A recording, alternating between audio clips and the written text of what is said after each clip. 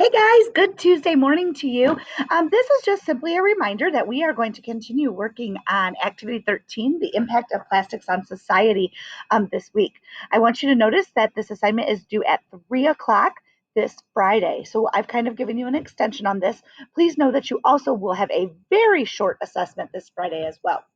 As I mentioned yesterday, slide number 2 is going to be your best friend for this particular activity.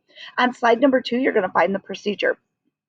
Just like with any lab or activity that we do in this class, it is important that you do not move on to a new step until you have finished the previous one. So please make sure that you are following this procedure step by step in order to complete this activity.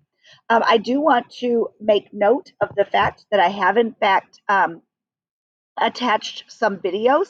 These videos will provide additional information about the 4 plastics that you're studying. If after reading the text you don't feel comfortable with the information, feel free to watch these videos as they simply are going to provide additional information to you. A couple of other things that I want you to remember. Starting at slide 7, so slides 7 through 13 are yours. You are to make them your own. Part of your grade when you look at the rubric is all about how you curate this project, meaning did you add photos? Did you change the text? Did you change the background? Did you maybe add transitions to your slides, etc.? It needs to look professional.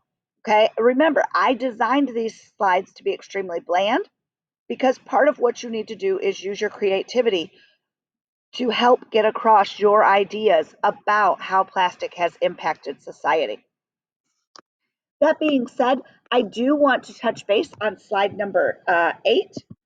So again, slide 7 is the one that is your title slide. Okay, you're leaving the information activity 13 and the impacts of plastics on society. Anytime you see anything in the alligator clips, that means you need to do something. Simply do whatever that directive is and then delete the information that's inside or the text that's inside those alligator clips. Starting with slide 8. Slide 8, you are simply to list the benefits and the trade-offs of plastics studied in this unit. So think back throughout the whole entire unit. What have you learned the benefits are of using plastics? Why are plastics positive? Excuse me. Bless me. And the trade-offs. If you're unsure what a trade-off is, please use the glossary in the back of your book. This is something you should be familiar with at this point in time. We have talked about those frequently. Again, you must have a minimum of 2 benefits and 2 trade-offs. You can go further into these, but slide number 8 is just a basic understanding of the benefits and the trade-offs of using plastics. Then I'd like you to get through slide 9 today, if possible. For slide 9, you are going to complete student sheet 13.1, which is linked here at the top, and we'll show you that in just a moment. And then you are also going to insert labeled images of each of the 4 plastics that are listed on here. So if you click on this link, you will find student sheet 13.1. If you open this in Kami, you will find that there will be 3 lines up at the top. And when you do that, you can then rotate this document clockwise so that it's a little bit easier to work in.